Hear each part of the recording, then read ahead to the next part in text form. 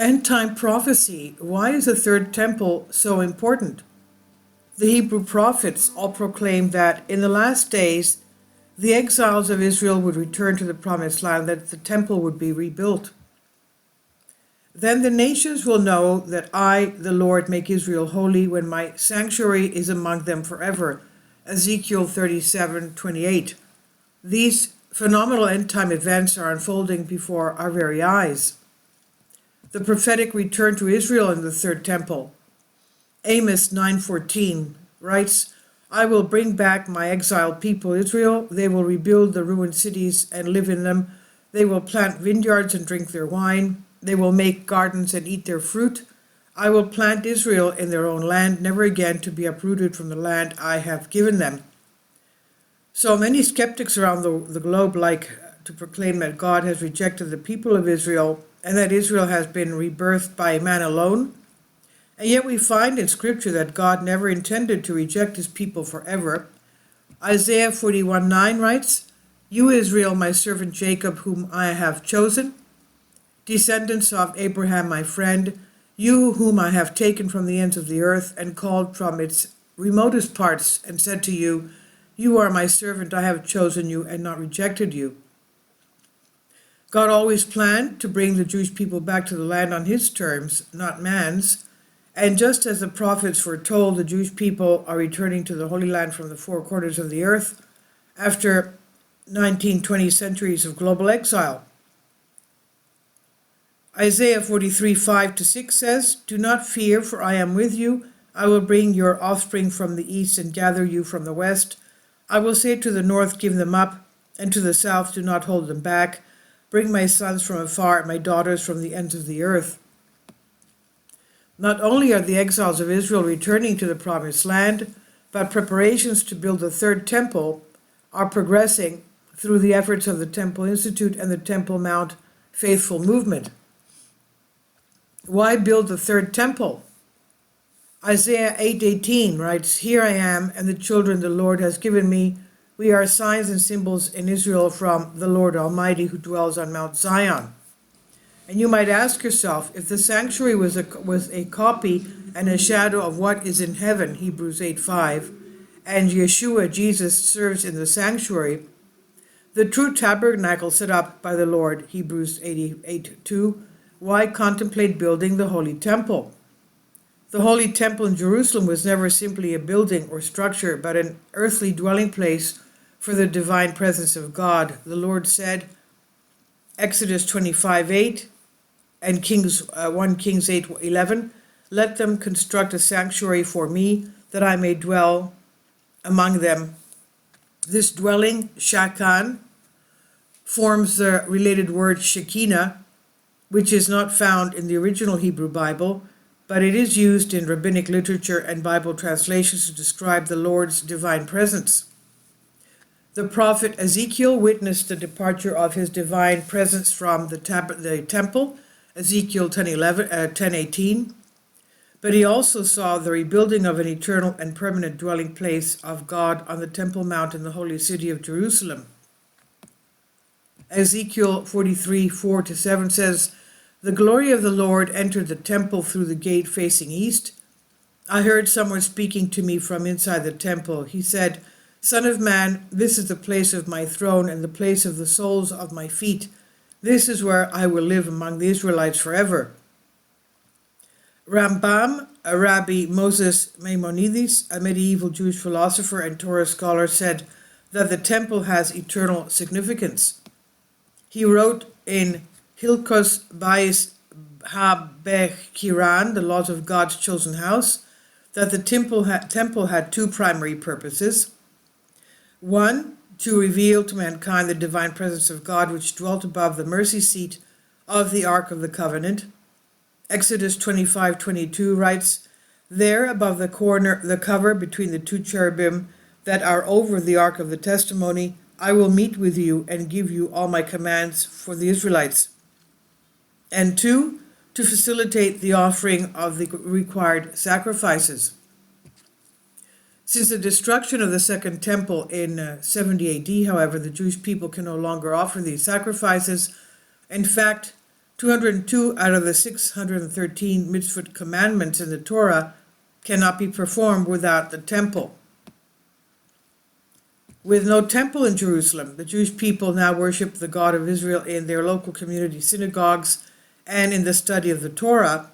Instead of offering animal sacrifices, they now offer tefillin, prayer that is, teshuvah, repentance, and tzedakah, charity.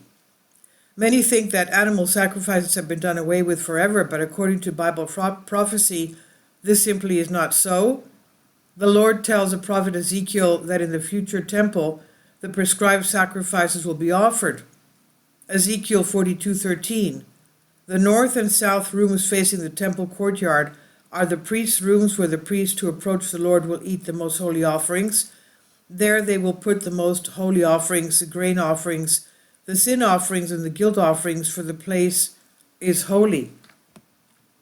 But a serious question arises not only for the Jewish community but for all believers in Yeshua.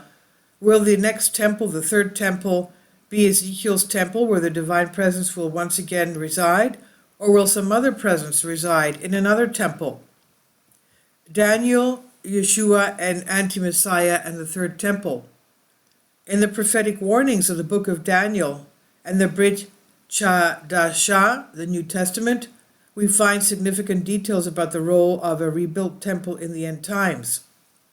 Both Daniel, the prophet Daniel, and Jesus tell us that the anti-Messiah will defile the third temple before the return of the true Messiah. They both call this spiritual defilement in the temple the abomination of desolation. So when you see standing in the holy place the abomination that causes desolation, spoken of through the prophet Daniel, let the reader understand. Let those who are in Judea flee to the mountains. Matthew 24:15, compared with Daniel 9:27.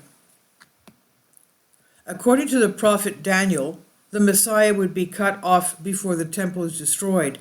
Daniel 9:26 writes, after the 62 weeks the Messiah, Mashiach, will be cut off and have nothing, and the people of the prince, the ruler, who is to come will destroy the city and the sanctuary, and its end will come with a flood.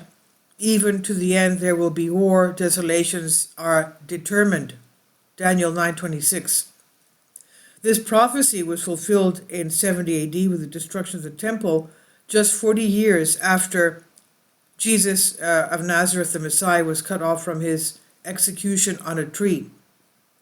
Not a tree, of course, on the cross. Just 40 years later. Through the study of numerous end-time scriptures, we believe that this prince and ruler, the anti-Messiah, will appear just as Daniel describes. Daniel says he will confirm a covenant of peace for 1 week, quote-unquote, often interpreted as 7 years, but break that covenant in the middle of the term. Daniel 9:27 and also Matthew 24:15 and 2 Thessalonians 2:4 says, and he, the prince, will make, some translations say confirm, a firm covenant with the many for 1 week, but in the middle of the week he will put a stop to sacrifice and grain offering, and on the wing of abominations will come one who makes desolate. Some interpretations say set up an idol on the wing or precipice of the temple, even until a complete destruction, one that is decreed, is poured out on the one who makes desolate. The anti-Messiah will also proclaim himself to be God. 2 Thessalonians 2:4 says, he, the man of lawlessness, will oppose and will exalt himself over everything that is called God or is worshipped, so that he sets himself up in God's temple, proclaiming himself to be God. The Temple Institute, as well as the Temple Mount and Eretz Israel Faithful Movement, are the two main Jewish organizations responsible for making preparations for the Third Temple and the reinstatement of sacrificial worship. The organizations have plans too. One wants to pitch a tabernacle-style tent on the mount. Another wants to build a synagogue in one of the corners of the platform. Why? Because, as Chaim Rickman, the director of the Temple Institute, states in his Mythbuster video series, Buildings Don't Fall Down from Heaven, he adds that it's a mitzvah to build the temple, citing Exodus 23:8, and that Jews should be performing all 613 mitzvot, which requires a temple. He also says that the third temple will bring a light back to the world that left the Temple Mount when the Lord's divine presence departed.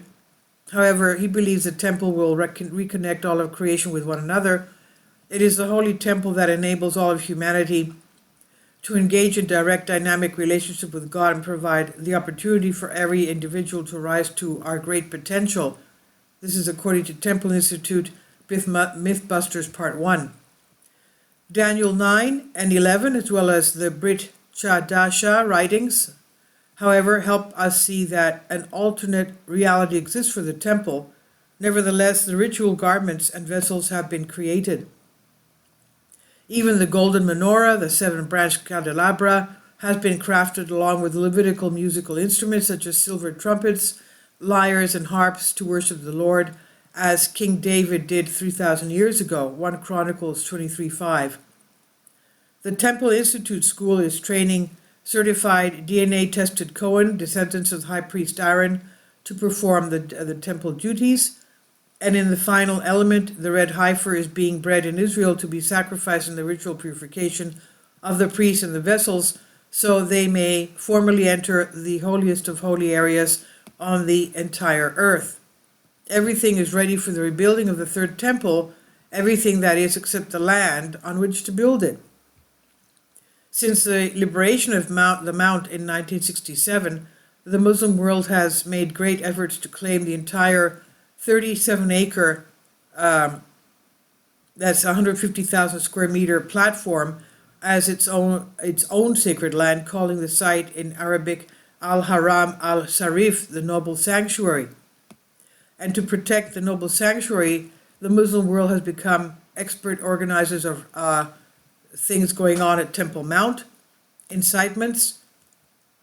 Now, only an incredible, respected, trusted, honored man by both Muslims and Jews will be able to establish a peace plan that allows the Jewish people to worship the Lord in a temple on the Mount that King David purchased, 2 Samuel 24:18. Whoever this man is and whatever trouble awaits us, known as Jacob's trouble, when he breaks the peace plan as Daniel 9:27 predicts, we can be confident that God is on the throne and in control. As King David writes in Psalm 121:4, he who watches over Israel will neither slumber nor sleep.